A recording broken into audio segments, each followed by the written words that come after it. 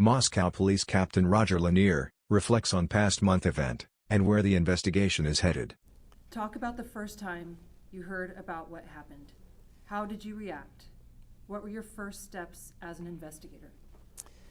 Yeah, well, it was hard. I got called at home. It was on a Sunday afternoon, and it took me a second. I really had to think about what I had just heard.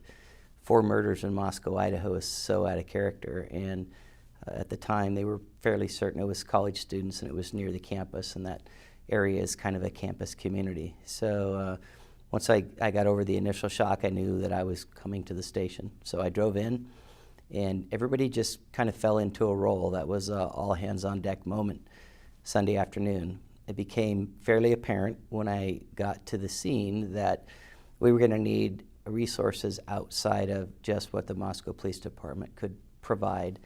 And we have a very, very good working relationship with the Idaho State Police. We knew what their capabilities were, and so that was the first call that we made to have their investigative team come up and help us process the scene. The scene wasn't chaos, the neighborhood, but it was very, very somber.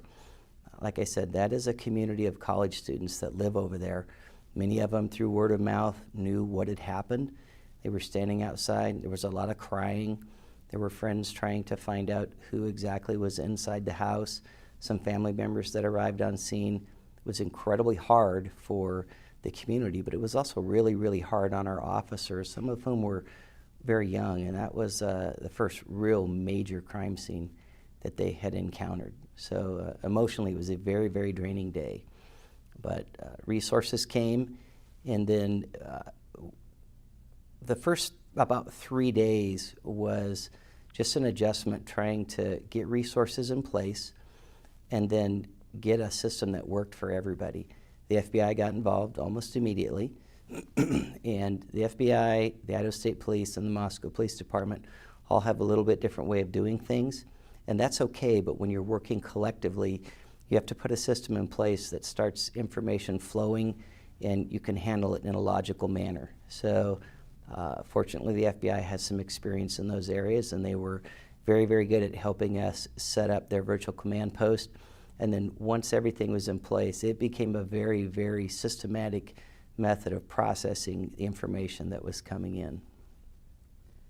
Can you sum up the last month in terms of the investigation? Yeah, a lot of emotional highs and lows, but an incredible amount of teamwork. The general public doesn't have any idea the scope of this investigation, the number of people that are involved, not just here in Moscow, but investigative and interview teams in the northern part of Idaho, the southern part of Idaho, the eastern part of Idaho, resources from the Salt Lake City FBI office, the Coeur d'Alene FBI office, analysts back in Virginia, and the number of people that have flown here or driven here from great distances to just lend their specialty to this investigation. We have the FBI's command post in our parking lot, and we've hooked them up to Wi-Fi, and everything that they would normally do down in Salt Lake City, they're doing right here in our parking lot. So the team effort has been amazing. It's been overwhelming at times, but there are so many people with so much expertise. Somebody always steps up and takes the role that needs to be filled. What role has speculation, rumors, and the conversations on social media play in the investigation? Yeah, that has been by far the most frustrating part of this. We've always closely guarded the information that we've discovered at the scene and our investigative information, because we want to protect the integrity of this investigation.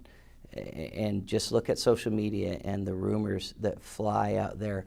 A small piece of information that has speculation added to it just takes its own life on the internet and starts rumors, and then we find ourselves not only tracking those rumors down and trying to quell them, but also we see our tips that come in are geared more toward the rumor, not the facts that have been put out.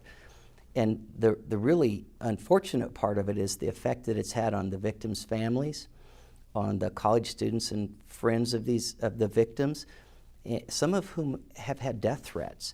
and constant harassment by various media outlets. So it's been devastating in some ways. In many ways, it just re-victimizes folks who have already suffered this terrible trauma. What is next for this investigation? Well, this investigation is not cold. We get tips every day that are viable. We get dozens and dozens of tips. We sort through them, we prioritize them, and for sure, some of them are not good tips. They're not even relevant to the case. But every single day, we get a good amount of viable tips, and those tips help us do everything from clear people who maybe there was some speculation about, to further some of the theories that we're working on. So the next is just to continue on what we're doing, eliminate the information that we know is not going to be relevant to the investigation, and take all the new information. And eventually, and we see this coming, eventually we're going to narrow in on exactly what happened and who did it.